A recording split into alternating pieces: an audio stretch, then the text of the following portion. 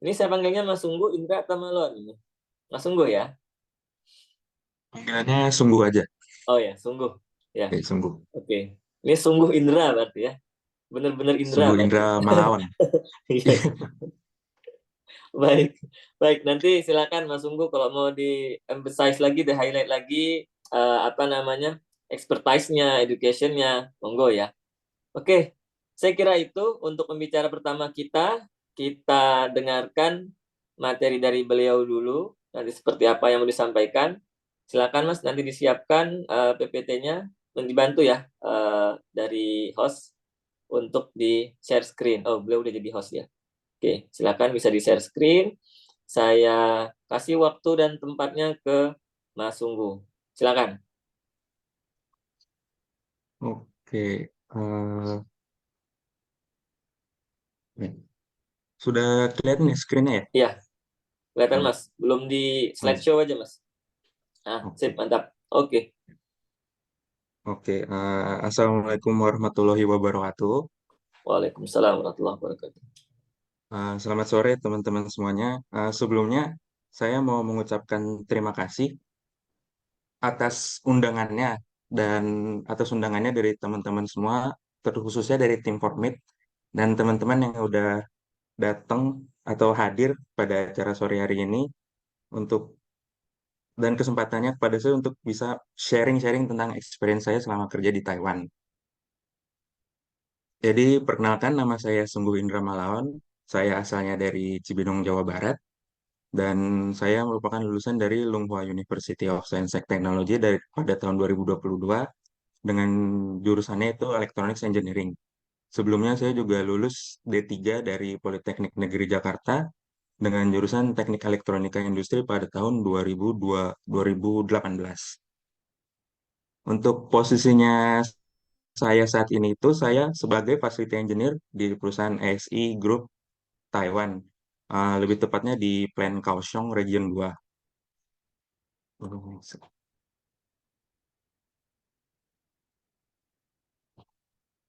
Boleh next slide selanjutnya.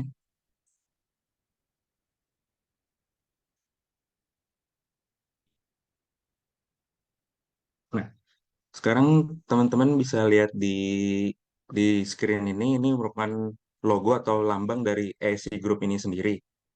Jadi mungkin teman-teman di sini ada yang sudah familiar atau bahkan ada yang bekerja di ASI Group sebelumnya atau belum gitu. Jadi uh, ASI ini kepanjangannya itu adalah Advanced Semiconductor Engineering.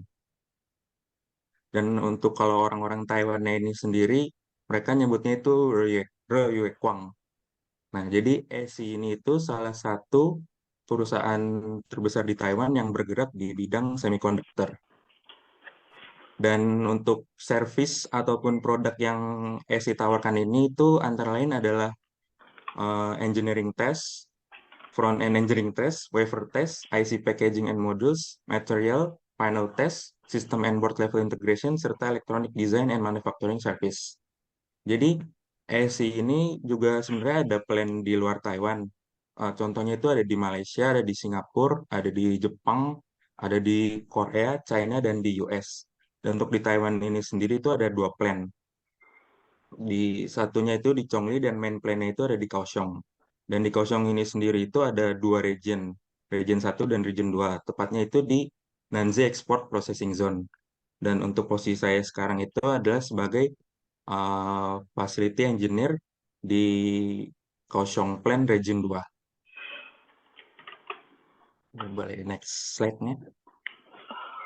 Nah, selanjutnya saya akan menjelaskan pengalaman saya ketika mengikuti proses rekrutmen di AC ini sendiri. Jadi awalnya itu saya mengetahui lowongan pekerjaan di AC itu dari International Office kampus saya sebelumnya itu Lunghua University of Science and Technology. Jadi setelah mendengar ada lowongan, saya mempersiapkan beberapa dokumen yang dibutuhkan. Itu antara lain ada CV, ada transkrip nilai, ada ijazah, ada ERC, dan juga dokumen pendukung lainnya itu seperti sertifikat bahasa Inggris dan sertifikat bahasa Mandarin. Lalu setelah itu saya submit dokumennya by email dan dari tim ASEAN nanti akan melakukan screening dan melakukan proses interview dengan HR dan user. Setelah semua prosesnya selesai, lalu penandatanganan kontrak. Dan untuk semua proses rekrutmen ini, semua dilakukan secara online, karena kebetulan waktu itu posisi saya sedang ada di Indonesia. Dan setelah itu masuk ke masa probation. Probation ini itu dibagi, probation di AC ini itu selama 3 bulan dan dibagi dua fase. Itu dengan yang pertama itu dengan HR, yang kedua itu dengan departemen masing-masing. Dan untuk di HR ini sendiri itu akan diajarkan tentang apa itu AC secara general, akan diajarkan tentang secara general apa itu AC sebagai company. Dan akan diajarkan juga tentang safety regulation di AC dan privacy policy yang ada di AC ini sendiri. Lalu dengan departemen masing-masingnya itu nanti akan ada yang namanya OJT atau on-job training. Dan nanti akan direview dan perkembangannya akan direview dengan supervisornya masing-masing departemen di bulan pertama dan di bulan ketiga. Next slide selanjutnya.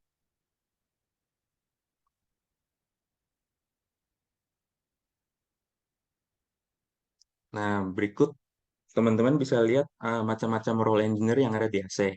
Di sini ada 3 roles engineer. Yang pertama itu ada process engineer, ada equipment engineer, dan ada facility engineer. Nah, sebenarnya di AC ini sendiri itu ada banyak roles lainnya di selain 3 roles ini.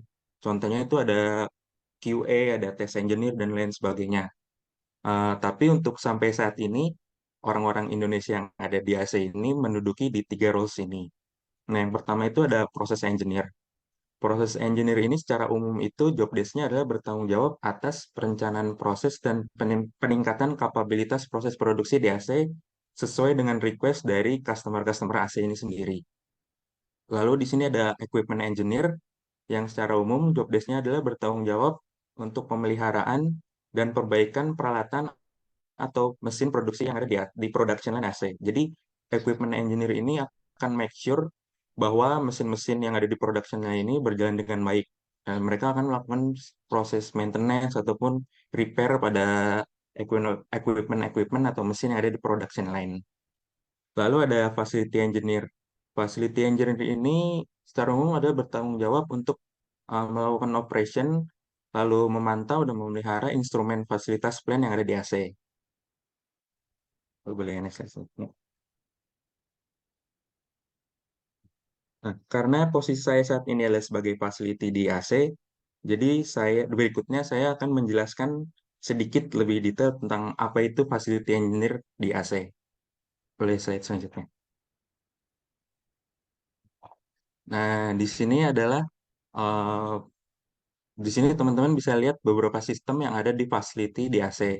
Nah, di sini itu ada antara lain ada air conditioning system, ada water system, ada air compression system, ada gas emission system, dan power system. Dan di masing-masing sistemnya ini sendiri nanti ada yang namanya itu sistem engineer yang bertugas atau bertanggung jawab atas sistem ini masing-masing. Nah, untuk divisi saya sendiri itu namanya adalah on duty facility engineer. Dan job desk atau pekerjaan kami sebagai on duty facility engineer itu adalah untuk memonitoring, memaintain, dan melakukan first handling action jikalau pada air conditioning system ini terdapat trouble ataupun alarm dan sebagainya, maka kami dari on duty facility engineer ini akan melakukan first handling action dan troubleshooting. Dan jika nanti dibutuhkan troubleshooting ataupun repair yang lebih advance, kami akan assist kepada sistem engineer ini masing-masing. Nah, saya selama di facility engineer ini sudah jalan sekitar 6 bulan bekerja sebagai facility engineer di AC. Di sini saya belajar banyak hal yang sebelumnya belum pernah saya pelajari, terkhususnya pada sistem-sistem dan instrumen-instrumen yang ada di facility plan, khususnya di AC ini sendiri. Dan ini juga merupakan kali pertama saya bekerja di perusahaan semiconductor. Dan yang saya rasakan di perusahaan semiconductor ini, privacy policy-nya ini di sini sangat-sangat ketat. Jadi handphone ataupun perangkat yang ada Bluetooth atau USB ataupun kamera, perangkat-perangkat itu tuh sama sekali tidak boleh masuk ke dalam plan. Dan sistem seperti itu dibuat oleh AC untuk melindungi privacy dari eh, customer-customer yang AC handle saat ini. Oke, boleh next slide-nya.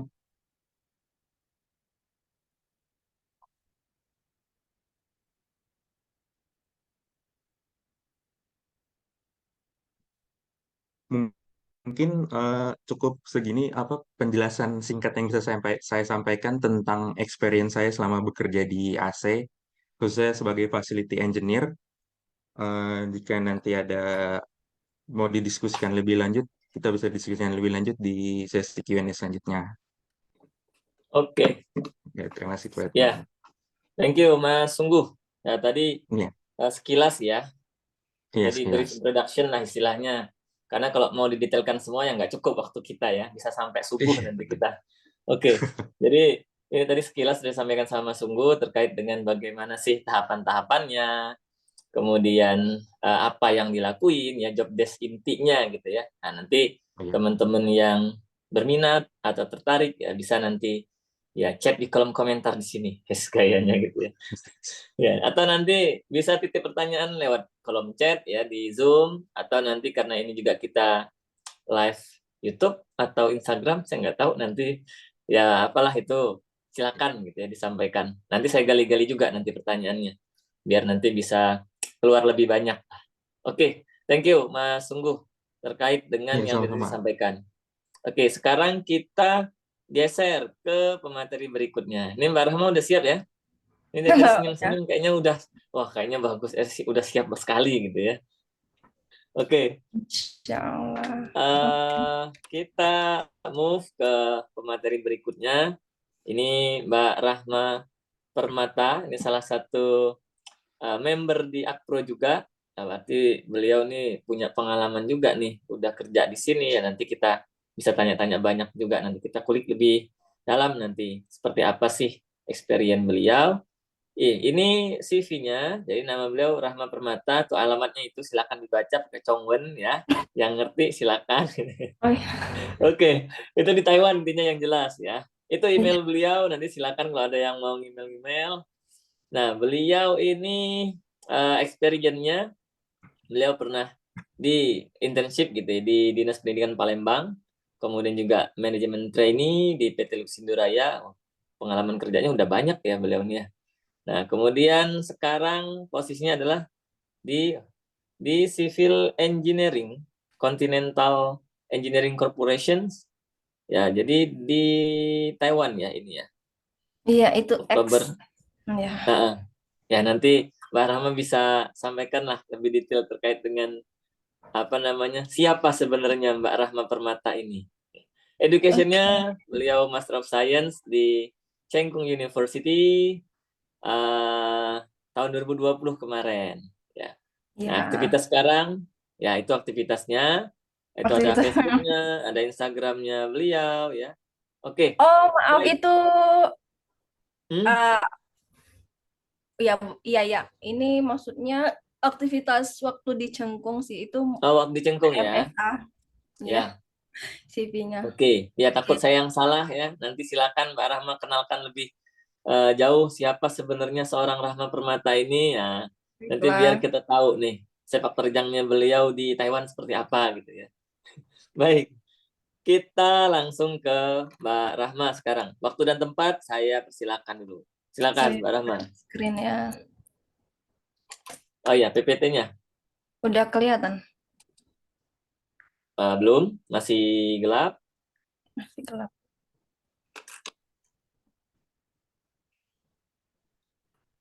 Udah masuk kan ya? Ya, nice. Tinggal di slideshow. Udah masuk belum slide-nya? Belum. Jadi kayaknya dia masih ada jeda waktu kali ya. Kita nunggu slideshow-nya dulu.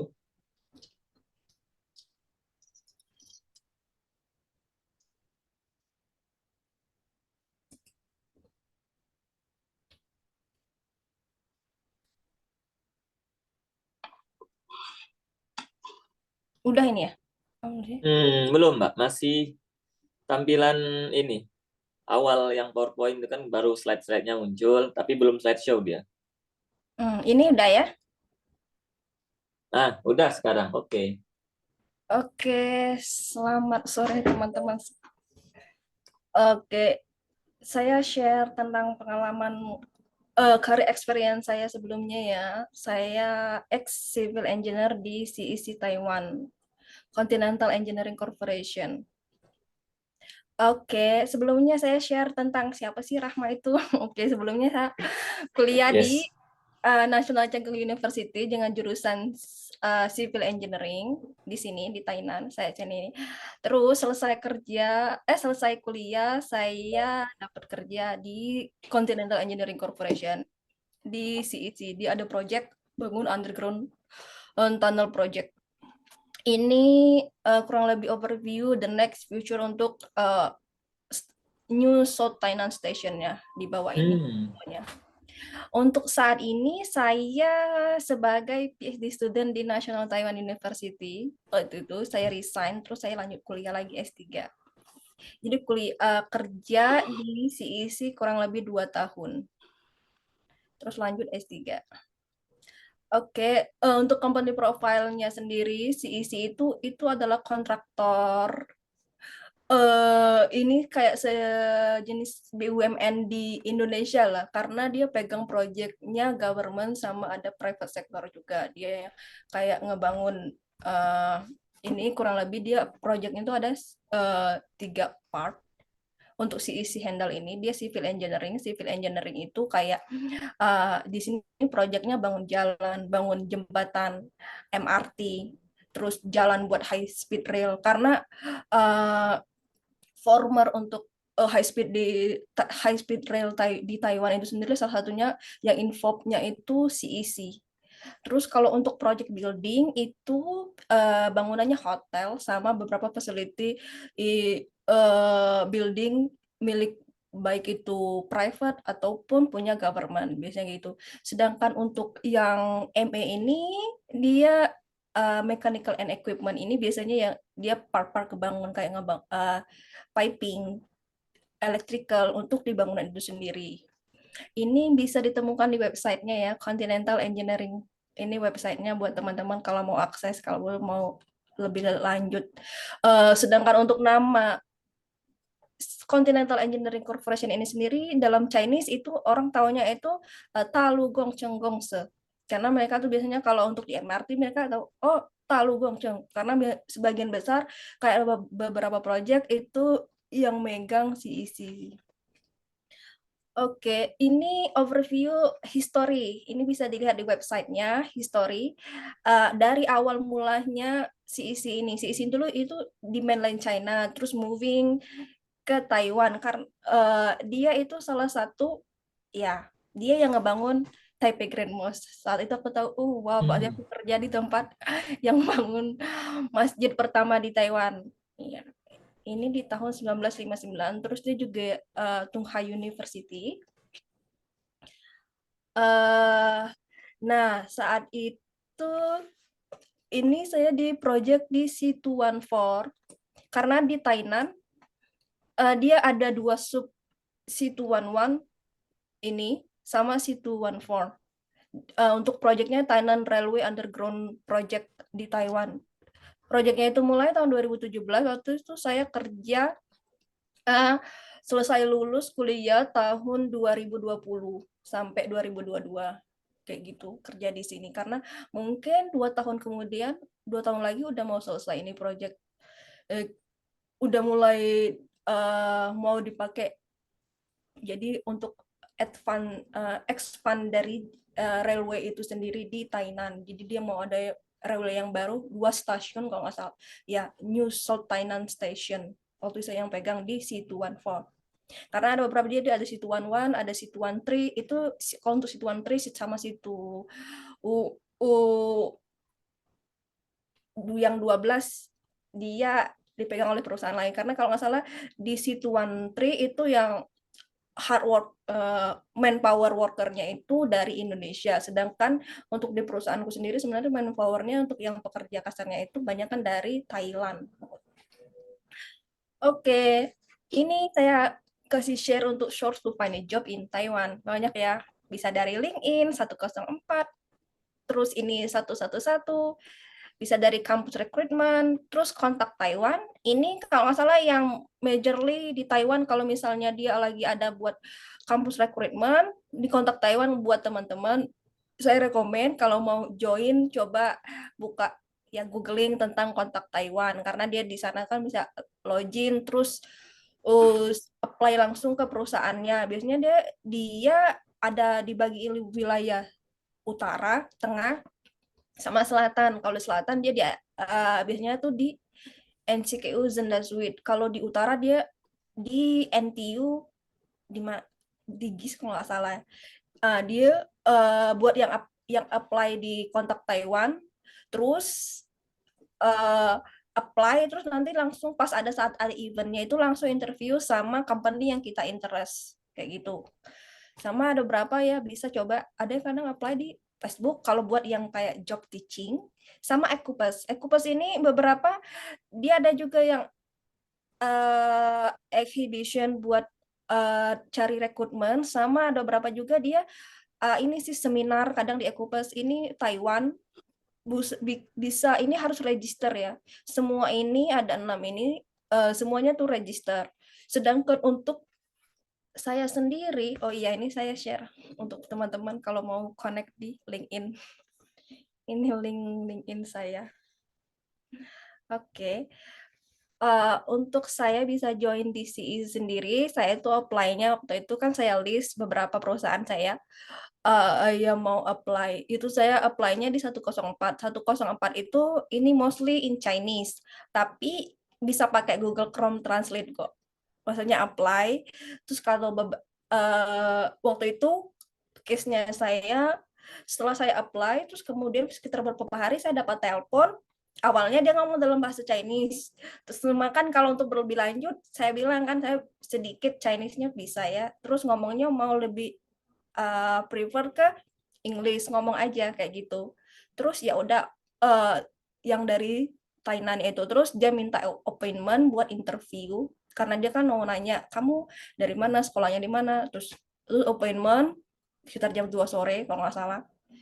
Saya langsung datang ke job site. Untuk itu di office-nya dekat kampus saya, karena kan di Thailand juga ini nggak jauh dari kampus.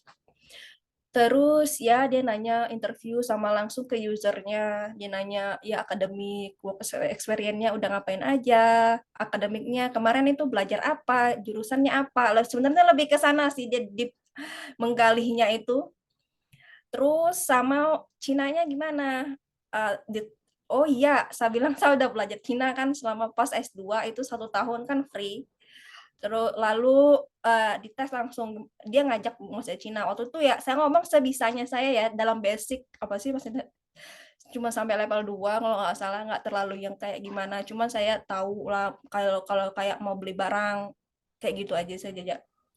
Terus ya knowledge tentang civil engineering sih karena ini project kan excavation, civil engineering ngebangun underground railway project. Jadi waktu itu karena kebetulan saya ada mata kuliah tentang pernah ngambil excavation, di ya lebih banyak kecerdasan. Nah, sebenarnya ini lebih ke technical skill sih, lebih ke knowledge tentang background pendidikan kita ini buat teman-teman. Terus ya udah, setelah itu selesai saya tanya apa ini kapan lagi dapat panggilan, maksudnya next step-nya, terus dia sekitar tunggu sekitar 2 minggu karena dia habis dari user itu langsung ke HRD. Karena di bagian HRD ini waktu itu saya ditelepon lagi sekitar 2 minggu kalau nggak salah karena kan dokumennya mau di deliver dulu ke head office-nya. Sekitar 2 minggu nunggu, terus saya ditelepon kalau nggak sore hari, ditelepon dia nanya benar ini Rahma, terus langsung di offering, dia nanya masalah ya salary dan yang lainnya. Terus setelah itu dapat lagi email dari karena HRD-nya itu kan banyak, ada bagian yang khusus untuk rekrutmen, ada khusus yang bagian untuk kayak dokumen-dokumen. Jadi saya dapat email tuh ada berapa, ada saya harus submit, harus dia menyertakan ini kayak gitu.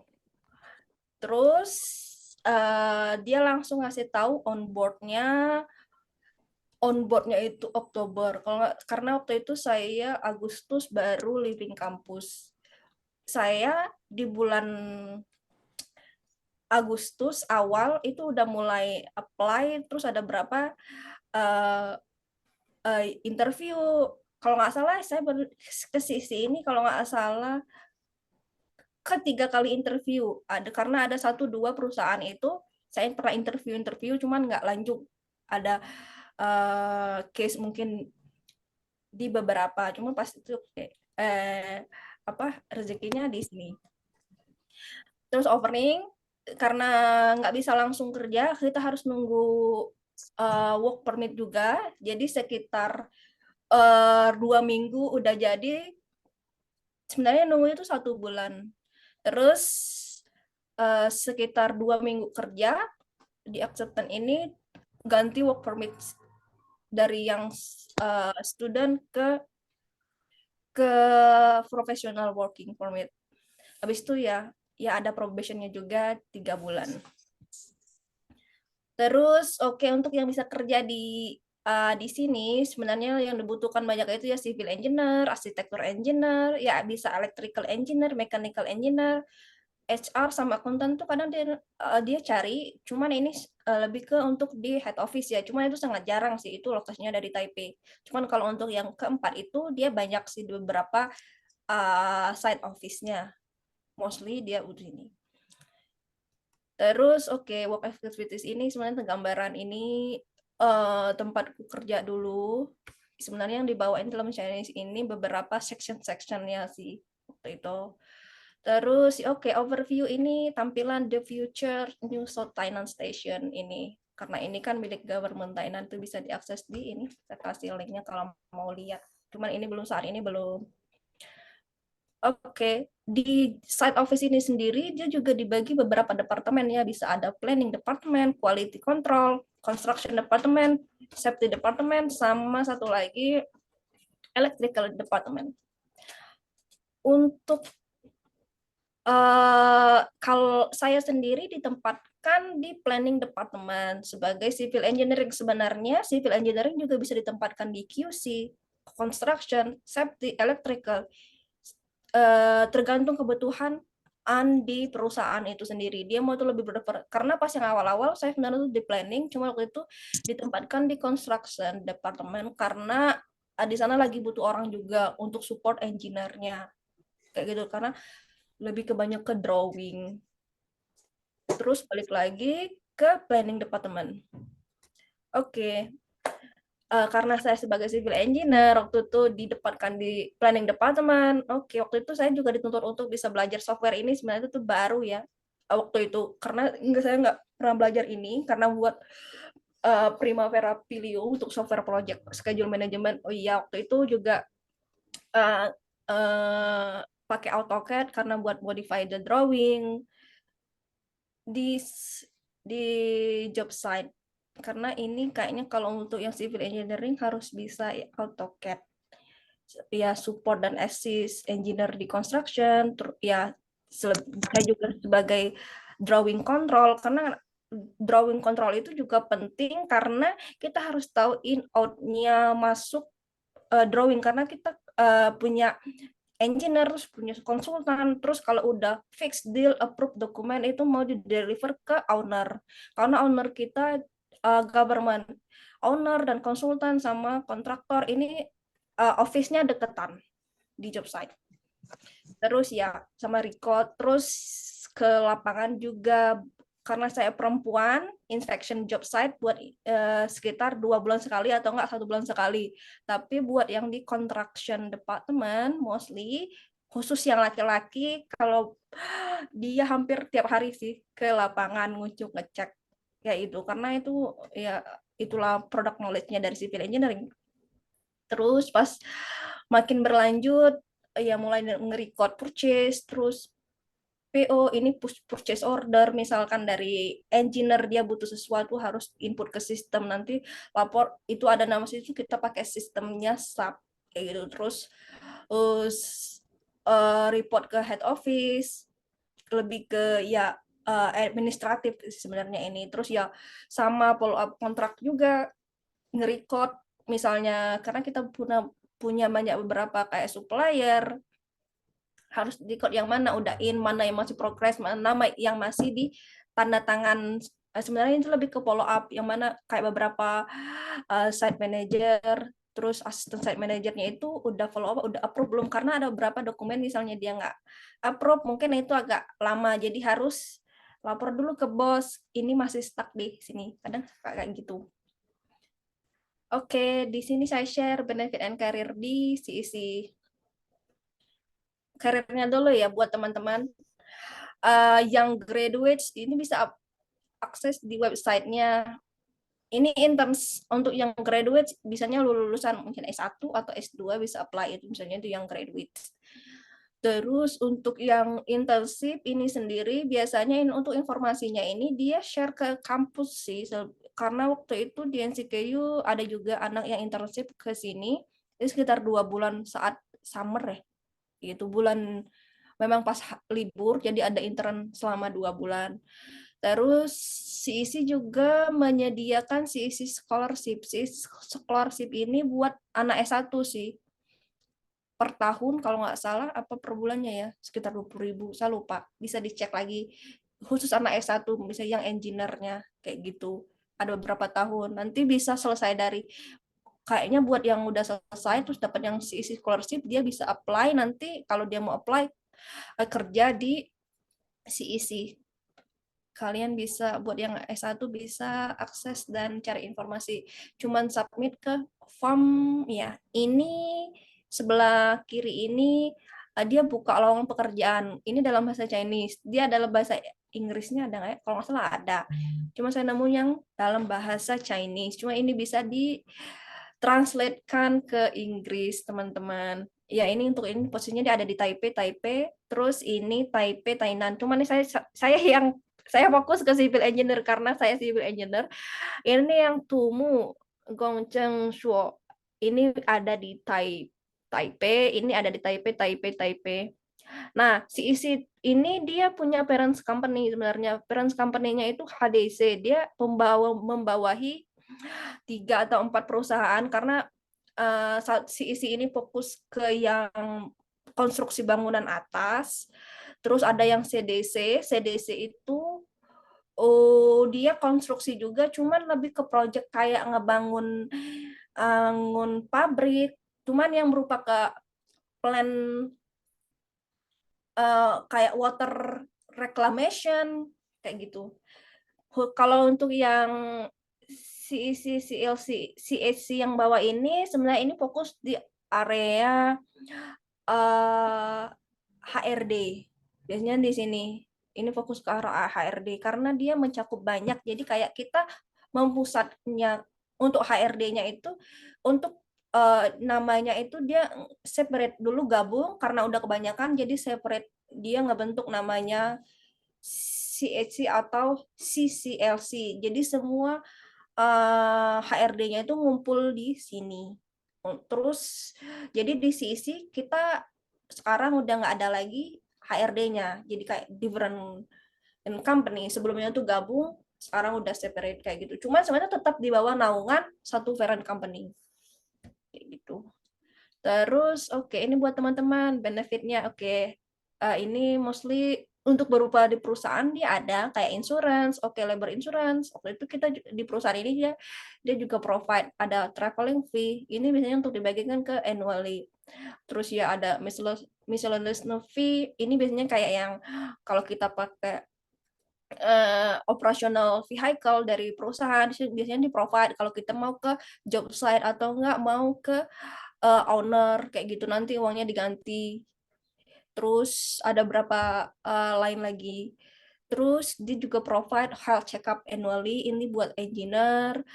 Terus buat yang sudah menikah, kalau nggak salah dia juga ada tambahan untuk health check-up-nya. Terus ya udah, ini bonus annually. Kurang lebih seperti itu. Terus oke. Ini saran ya, selagi bekerja harus banyak berdoa, terus ya udah fokus bekerja, terus ikhlas. Oke, ini memori sebelum leaving CEC sama ini ya, maksudnya ini teman-teman akrab, maksudnya kolega. Selesai kerja kita kemana waktu itu ada acara di Tainan. Terus ini foto terakhir kalau nggak salah sebelum saya resign. ini project manajernya. Terus ya dua orang ini dia mau move to another project yang ini mereka ya kolega buat drawing sama satu tuh scheduling. Ini salah satu contoh foto saya pas lagi kunjungan ke job site office. Waktu itu kan tunnel makanya kurang lebih kayak gitu. Terus ya ini sama tim planning team. Terus ya ini di office ya kurang lebih waktu itu ada yang ada kegiatan apa jadi minta di foto.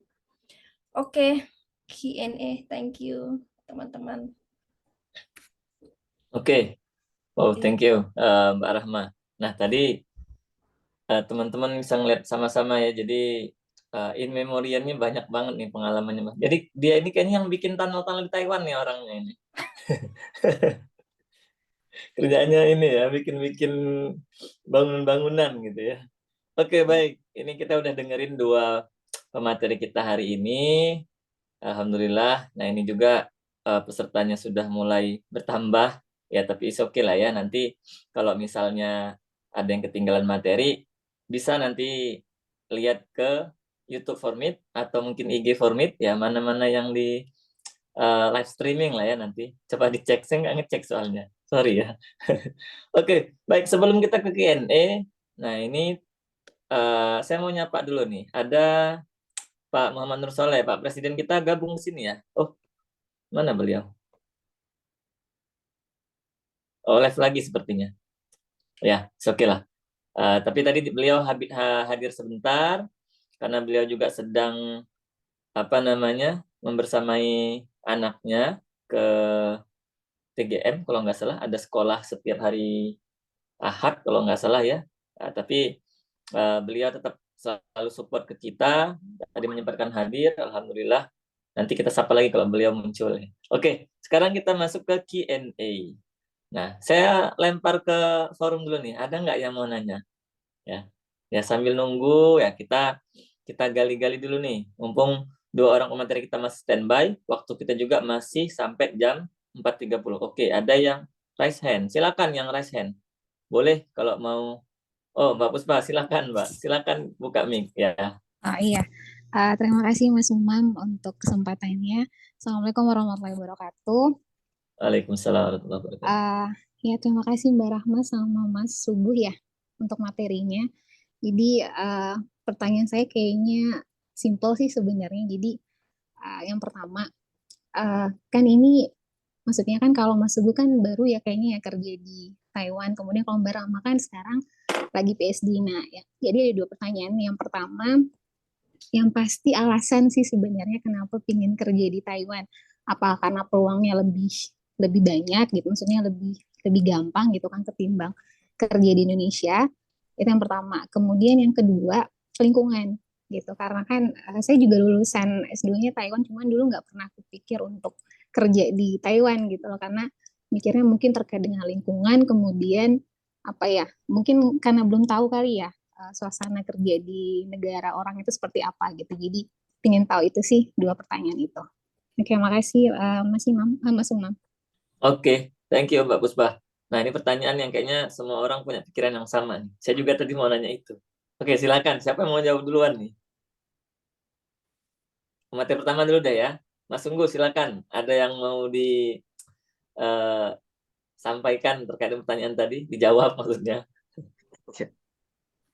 Baik, sebenarnya terima kasih Mbak Puspa atas pertanyaannya. Jadi pertanyaan yang pertama itu alasan kenapa memilih kerja di Taiwan ya. Jadi sebenarnya alasannya itu untuk saya pribadi karena memang kesempatannya ada di sini.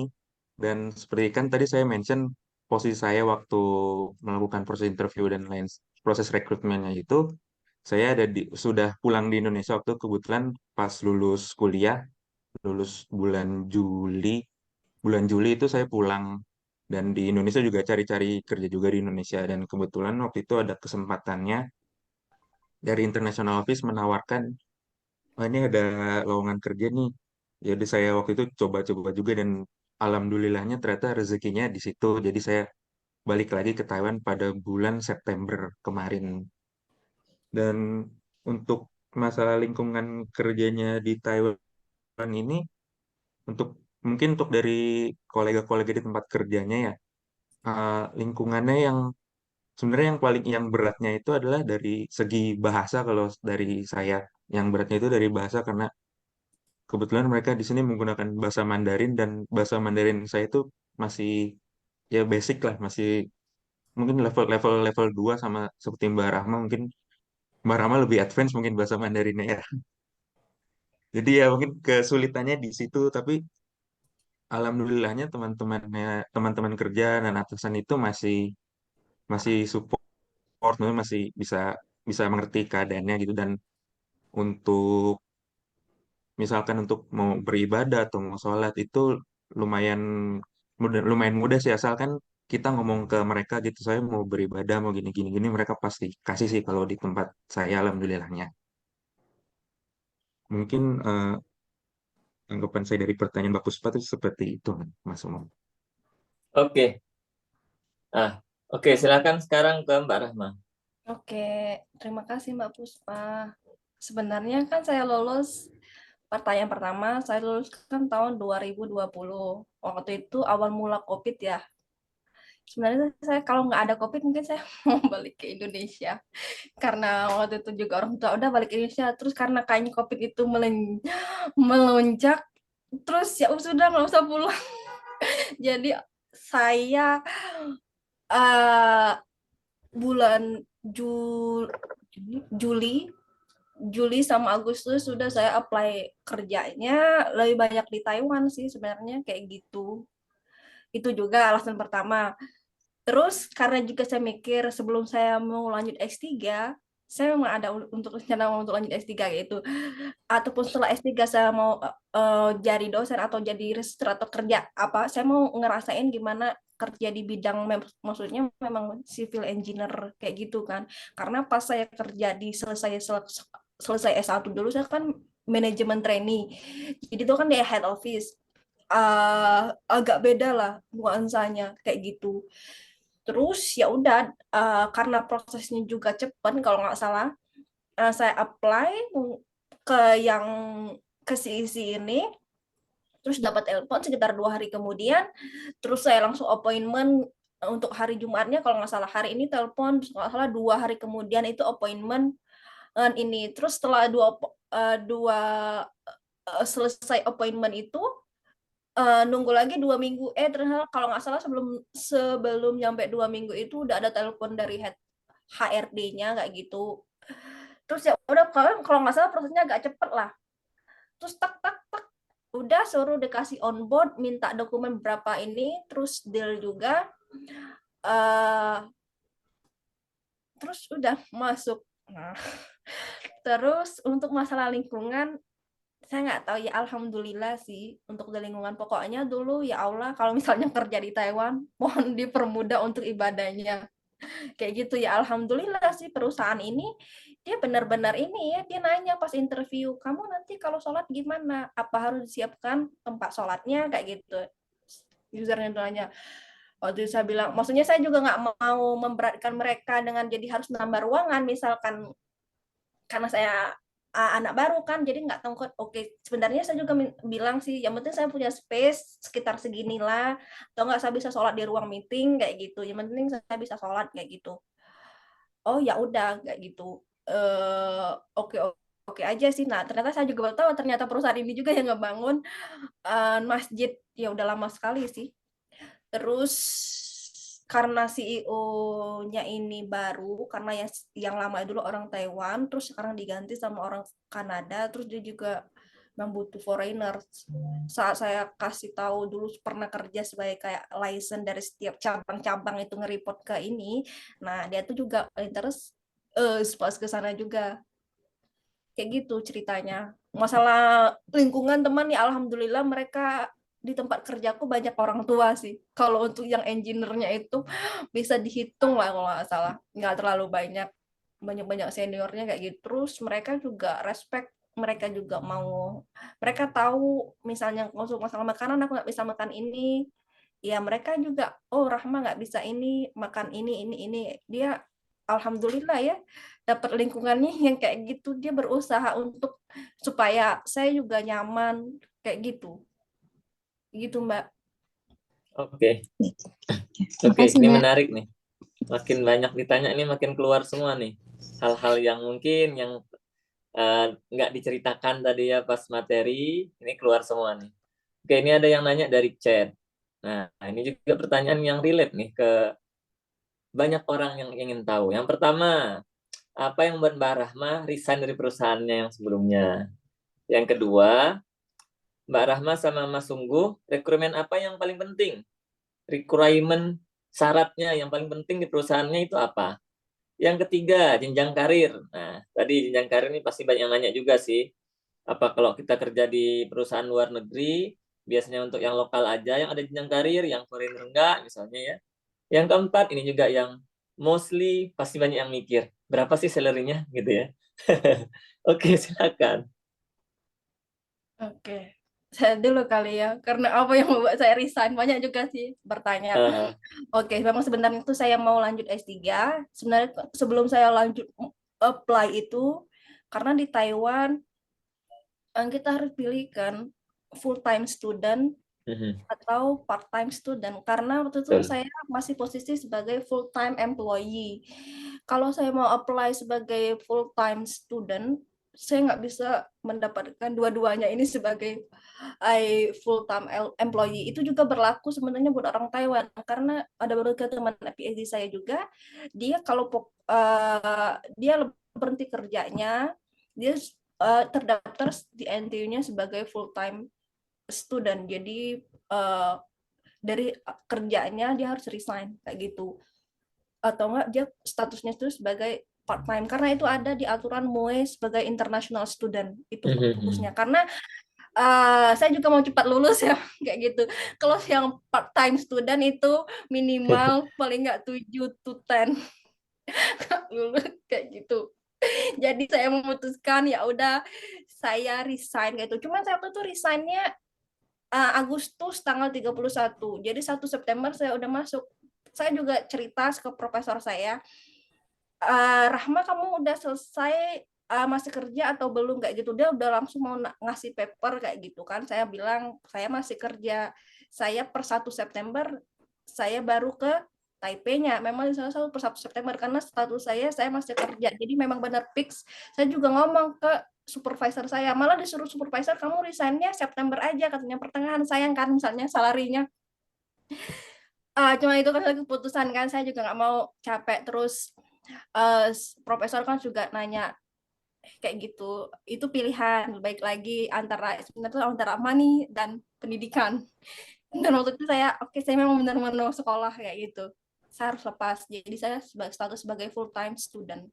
Cuman dengan perusahaan saya tetap keep in touch sama orang-orang kayak project manajernya, sama yang di head office di Taipei juga masih keep in touch. Mereka nanya gimana misalnya ini, karena saya juga dibentuk oleh profesor kan, jadi saya kayaknya kalau misalnya hamil part time nggak dulu deh, karena aku dari profesor suruh baca, maksudnya untuk ini waktunya belum bisa kayak gitu, itu alasannya. Terus requirement yang paling penting di perusahaan Mbak Rahma. Oke, kita ijazah yang jelas ya. Terus ya bahasa juga penting. Itu itu sih. Terus gali knowledge, misalnya mau apply di company profile itu kan tentang mostly project civil engineering kayak gitu, mungkin banyak cari tahu tentang perusahaannya kayak gitu, projectnya. mhm. Terus kalau bisa misalnya pernah ngambil relate mata kuliahnya atau apa, bisa ditonjolkan saat interview kayak gitu. Kalau untuk jenjang karir di perusahaan nih, Mbak Dima Rahma ada ikut yang engineer, cuman waktu itu saya nggak ikut yang engineer karena kayaknya terlalu mobile. Terus ada sebenarnya tuh bagus karena itu juga ada tambahan, cuman saya nggak dulu karena waktu itu mau pikirannya tuh saya mau settle kerjaannya tuh kayak gitu, karena itu juga sama pilihan saya. Saya mau settle ya kayak gitu. Terus untuk salary range-nya sebenarnya pas saat di 104 itu dia ada sih ngasih range salary-nya tuh sekian. Kalau nggak salah sekitar minimal 35.000. Sebenarnya untuk S2 di Taiwan itu ini beda ya, untuk S1 dan S2 itu salarinya beda. Kalau untuk S1 itu kalau dimulai dari 22.000 sampai 26.000 kalau nggak salah. Kalau untuk S2 itu minimumnya requirement-nya itu kalau nggak salah 37.000 sampai maksimum 46.000 kalau nggak salah, tergantung dari universitas sama Tinggi ya? kayak gitu. Itu range untuk salarinya ya. Karena di Taiwan dia melihat kamu lulusannya S1, S2, S3 itu sangat mempengaruhi walaupun tanpa pengalaman. Itu dulu, terus ditambah pengalaman. Nah, kita juga bisa negosiasi kalau kita punya pengalaman, kita mau di sini sekian saya sharing waktu itu di perusahaan juga dia ngebangun untuk TSMC di Thailand. Sangat lupa kontraktornya waktu itu saya nggak deal di salary karena dia ngasih sekian kalau nggak salah, nggak jauh beda dari minimum itu, cuman saya bilang saya nggak bisa karena di Taiwan kita harus juga gali informasi karena di Taiwan kita kerja range salary-nya segini, kita harus bayar tax, kita harus bayar apartemen harus ini, nggak apa-apa dijelasin dijabarin karena waktu itu aku bilang kayaknya kalau untuk sekian untuk bayar aku nggak bisa kayak gitu karena di salary, jadi aku kalau mau aku minta di angka sekian gitu, masih di range yang untuk S2 kayak gitu.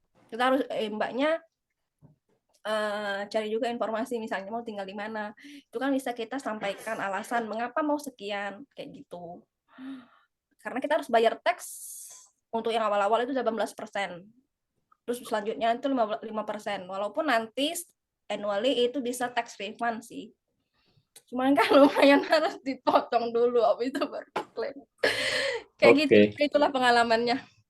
Oke. Wah, nih kayaknya kita beramai-ramai jadi kerja semua ini, gede itu gajinya.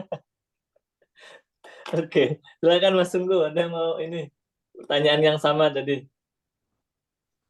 Untuk pertanyaan dari Mbak ini ya, Mbak Kania, untuk requirement yang paling penting Requirement pentingnya apa? untuk masuk AC itu, yang paling penting sih sudah lulus kuliah ya. Untuk yang S1-nya itu, AC itu lebih mengutamakan yang lulusan dari Taiwan untuk yang S1, dan untuk yang S2 itu bisa dipertimbangkan untuk lulusan dari luar Taiwan. Dan kayak tadi kan ada 3 roles engineer, ada proses, ada equipment, dan ada facility. Untuk di equipment dan facility-nya itu sangat terbuka untuk lulusan S1 dari Taiwan, apalagi dari jurusan elektronik ataupun elektrikal. Tapi untuk jurusan lain yang masih kira-kira relevan itu masih bisa dipertimbangkan. Dan untuk yang proses engineer ini sendiri itu mereka itu lebih lebih ke apa ya, lebih condong untuk ngerekrut anak-anak dari S2, lulusan S2. Jadi yang paling penting requirement-nya itu sih ya itu kemarin pas pengumpulan pengumpulan dokumen itu yang pasti ijazah, lalu ERC lumayan penting, terus sama sertifikat bahasa Inggrisnya juga, mereka minta sertifikat bahasa Inggris. Dan kalau bisa bisa bahasa Mandarin juga karena di sini lingkungannya banyaknya ternyata menggunakan bahasa Mandarin. Dan untuk jenjang karir di perusahaannya itu ada ya, jadi setiap setiap setiap setiap tahun pasti ada, setiap satu tahun itu ada 2 kali yang namanya performance appraisal, itu seperti uh, review performance selama bekerja selama 6 bulan itu. Nah, nanti di review dan akan ada kenaikan gaji ataupun kenaikan posisi dan semacamnya. Dan buat teman-teman yang kreatif gitu ya, yang kreatif di AC ini juga bisa ada wadahnya gitu, jika kalau misal ini kayaknya AC butuh sistem kayak gini gini gini. Nah, AC itu mewadahi orang-orang yang kreatif gitu, jadi nanti bisa diwadahi, bisa menambahkan sistem-sistem apa gitu, dan setiap itu pasti ada bonusnya lagi. Untuk salary-nya itu ya seperti yang tadi Mbak Rahma jelasin itu, ya untuk S1 ya range-nya di sekitar 24 sampai 30 ribu lah untuk range range salary di AC ini untuk lulusan S1. Dan S2-nya pasti lebih lebih tinggi lagi dibanding S1 seperti yang tadi Mbak Rama jelaskan. Jadi untuk range ya kira-kira sekitar segitu. Mungkin cukup Oke. jawabannya Mbak. Oke, thank you. Ini udah clear ya. Jadi masalah salary ini pasti banyak yang nanya, karena itu yang paling penting kayaknya kalau tinggal di negara yang bukan negara kita ya. Sama sih di Indo juga pasti kita kepo kan, nih gajinya berapa sih di perusahaan itu kan gitu ya. Oke, ini ada pertanyaan kayaknya terakhir ya, pertanyaan terakhir nih. Eh, nah, apakah perlu sertifikat bahasa Mandarin atau hanya asal bisa percakapan dasar aja? Terus tantangan kerjanya Taiwan apa nih? Yang paling membedakan antara Taiwan dengan Indo? Kalau budaya kerja atau mungkin aturan segala macamnya. Silakan.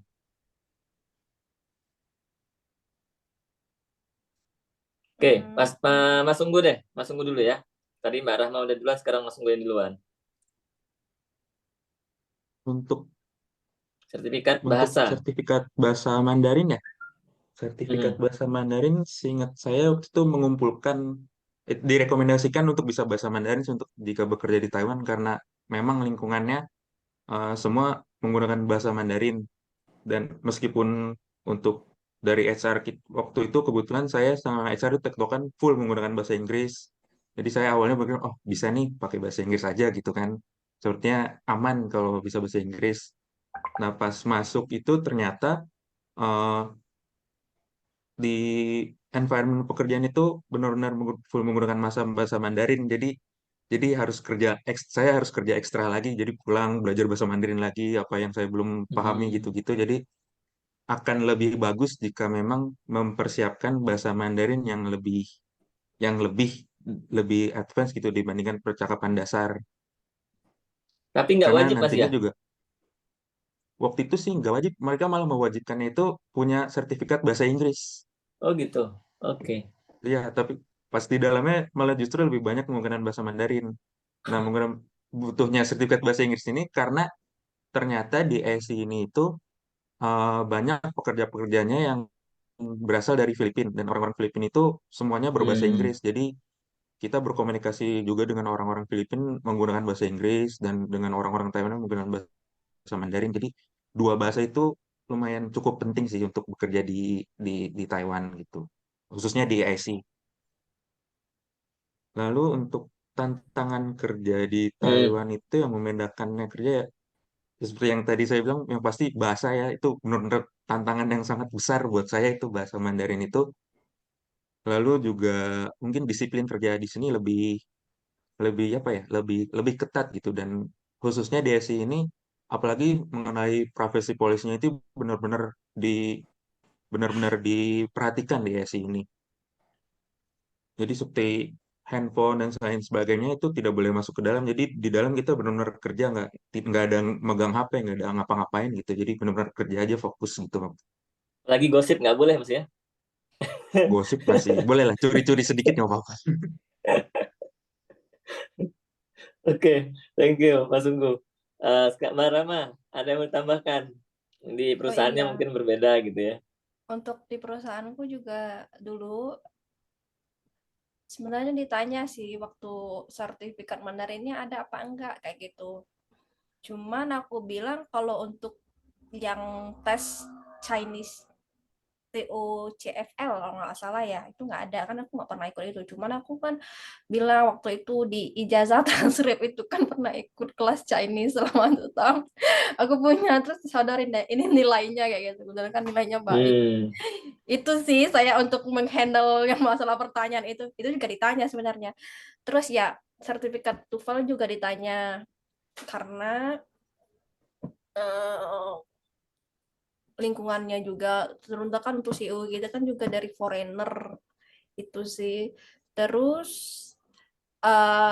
paling enggak percakapan basic bisa lah kalau misalnya kan kalau teman-teman kuliah di Taiwan pernah ikut kelas Chinese sampai level 2 insya Allah menurutku kalaupun kalau enggak ya ambil kursus untuk yang percakapan dasar kayak gitu bisa kok asal dan ditambah ini ya knowledge kita tentang perusahaan itu sih jadi nggak cuma sekedar percakapan dasar aja mungkin kita bisa kurang di misalnya kita percakapan kita basic banget kayak gitu mungkin kita harus ada menonjolkan di bidang yang lain mungkin di Hmm. knowledge atau enggak skill expertise-nya itu sih menurutku biar jadi itu mengcover yang kurang agak kurang kayak gitu. Terus ya membedakan antara kerja di Taiwan di Indonesia itu ya menurutku sangat-sangat ini sih terlihat, aku ngerasain dulu pas kerja di Indonesia mungkin mungkin dari environment ya, orang Indonesia dengan orang Taiwan. Mungkin kalau di Taiwan itu karena mereka aku pikir sangat-sangat produktif, kita jarang banget misalnya tuh ngobrol tuh jarang.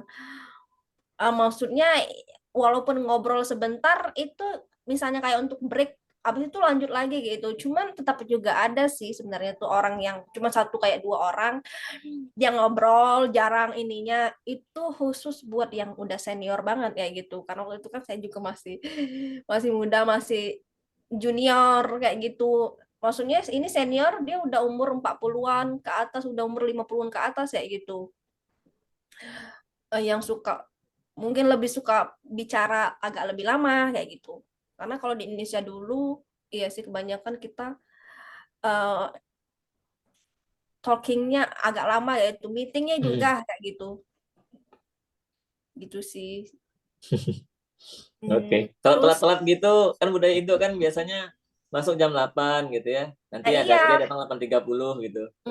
di sini juga ada sign in sign out-nya. Jadi tab sebenarnya tuh kalau di tempatku dulu kita sebelum masuk kantor kita juga ada exercise morningnya itu. Jadi tetap sebelum 8 udah harus sign out karena lewat 15 menit nanti harus lapor ke supervisor. Kenapa kayak gitu? Hmm. Terus ada alasannya karena itu kan sistemnya online. Jadi harus report ke HRD-nya. Ini harus menjaga hubungan baik juga dengan supervisor kita kayak itu. Kita harus juga ini sih bilang karena dia harus tahu kenapa telat misalnya kayak gitu. Tapi teman-teman jangan sampai telat lah karena orang di sini mau di Taiwan menurutku jarang banget sih yang telat, dia tap sebelum jam 8 Hmm. udah sign in kayak gitu, jarang kayak gitu. Iya, Maksudnya ya budaya mereka kayak gitu tuh ya. time iya. Terus fokus ya orang-orang kayak gitulah kalau orang Taiwan lebih ke money orientednya tinggi ya kayak gitu sih. Jadi kalau kerja kerja, scroll HP gitu ya. Iya iya gitu. Oke, oke, oke. Ya nggak terasa nih waktu kita udah 4:21. Oke, thank you banget dari dua pemateri kita hari ini. Ya sebenarnya waktunya kurang ya menurut saya ya. Kita perlu mungkin ada sesi lain nantinya atau nanti apa namanya materinya nanti mungkin bisa kita share juga nantinya ke halayak ramai, halayak ramai ya. Nggak tahu nanti. Ya yang jelas banyak hal yang sepertinya masih pengen kita nanya. Ini saya juga punya banyak daftar pertanyaan sebenarnya tadi kalau nggak ada yang nanya ya. Ya tapi is okay lah. Waktu yang memisahkan kita dan waktu juga yang mempertemukan kita. Baik, eh, kita cukupkan sampai pertemuan ini. Nanti sebelum closing, monggo ada penutup dulu dari Mas Sungguh atau Mbak Rahma. Satu kalimat, dua kalimat, apa nih yang kira-kira eh, motivasinya buat teman-teman yang mungkin nanti ngelihat video ini nanti. Apa sih yang penting banget untuk kita berkarir di Taiwan terutama. Oke. Ya. Buat teman-teman misalkan yang mau berkarir di Taiwan apun di apply di negara pun mananya, yang pertama oke, ikhlas kayaknya gitu karena terus siap mental, perlu ya siapin mental kayak gitu. Karena mau dimanapun pressure tuh tetap ada, mau di sekolah ataupun di kampus dimanapun itu berada, entah di Indonesia Yes, entah di Taiwan itu tetap ada, betul. harus deal with that. Terus banyak-banyak berdoa, itu sih pokoknya selama bekerja dan dimanapun berada tetap banyak berdoa, istighfar, itu sih. Terus ya udah fokus, maupun kayak ada yang namanya bilang kalau teman menghadapi pekerjaan itu adanya office politik itu tetap terjadi dimanapun berada, itu nggak usah terlalu dihiraukan, itu terserah, fokus aja. Terus mungkin ya niatkan ibadah untuk bekerja Oke, itu. sip. Thank you. Mas Unggu. Mungkin kurang lebih sama sih ya sama Mbak Rahmat. Yang paling penting itu pasti berdoa ya. Karena Ya kalau di tempat kerja pasti tekanannya dimanapun pasti ada sama juga kan. Jadi berdoa lah, minta tolong gitu, minta tolong buat dilancarin kerjaannya, dimudahin dan segala macamnya. Terus juga eh, terus terus kalau memang masih ada yang kurang-kurang itu terus digali lagi, terus di di dipelajari lagi apapun itu. Dan ya mungkin itu sih yang paling penting, berdoa, ikhlas, sabar, kerja sama Oke, seperti itulah mungkin. oke, baik. Terima kasih sekali lagi buat Mas Sungguh, Mbak Rahma udah sharing banyak hal terkait dunia karir ya, terutama di Taiwan. Mudah-mudahan teman-teman yang punya niat untuk berkarir di Taiwan sukses. Ya, kita ketemu lagi di kesempatan yang lebih baik tentunya, dan siapa tahu nanti teman-teman yang nanti akan menjadi pembicara-pembicara berikutnya, entah di forum-forum yang seperti ini atau forum-forum yang lebih besar lagi. Ya, who knows ya. Yang penting tadi niatnya adalah berdoa, kemudian niatkan untuk ibadah kepada Allah Subhanahu wa taala. Apalagi bulan puasa, tamu yang muslim ya, ini penting banget. Oke, terima kasih sekali lagi. Thank you, dan juga pada teman-teman semuanya. Sebelum kita tutup, kita foto dulu. Yang lagi off cam dan bisa on cam, silakan di on cam kan. Minta tolong nanti Mbak Nanda atau Mbak Suci tag foto ya. Oke, kita hitung 3 sampai 3 maksudnya. Oke. Baik. Ya, silakan posenya masing-masing. Oke, silakan Mbak Nanda. 1, 2, 3. Yeay. Sekali lagi. 1, 2, 3. Jempol. Oke, thank you. Baik, terima kasih semuanya. Sampai ketemu di next eventnya Akpro. Assalamualaikum warahmatullahi wabarakatuh. See ya. Warahmatullahi wabarakatuh. Betul.